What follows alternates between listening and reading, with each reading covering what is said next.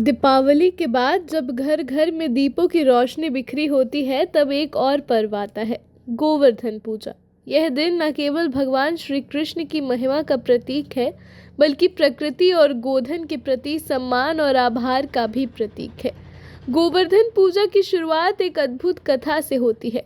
द्वापर युग में गोकुल के लोग भगवान इंद्र की पूजा करते थे, क्योंकि उन्हें लगता था कि इंद्र वर्षा देते हैं और इसी से फसलें होती हैं। लेकिन भगवान श्री कृष्ण ने व्रजवासियों को समझाया कि पूजा इंद्र की नहीं, बल्कि प्रकृति के पोषक तत्वों जैसे गोवर्धन पर्वत और गायों की करनी चाहिए। श्री कृष्ण की बात सुनकर इंद्रदेव क्रोधित हो गए और उन्होंने मूसलाधार बारिश शुरू कर दी, जिससे पूरा व्रज डूबने लगा। जब भगवान श्री कृष्ण ने अपनी कनिष्ठा उंगली पर गोवर्धन पर्वत उठाया और व्रजवासियों को उसकी छांव में सुरक्षित किया।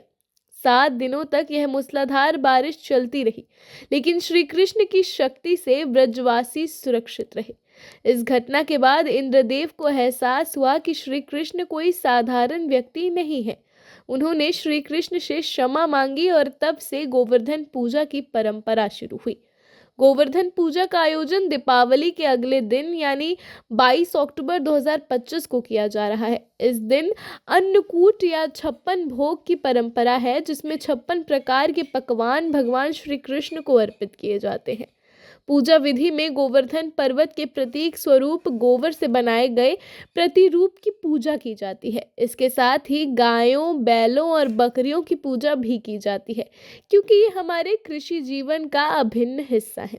गोवर्धन पूजा का महत्व केवल धार्मिक नहीं, बल्कि सांस्कृतिक और पर्यावरणीय भी है। यह पर्व हमें यह सिखाता है कि प्रकृति के साथ संतुलन बनाए रखना चाहिए और हमें अपने पर्यावरण का सम्मान करना चाहिए।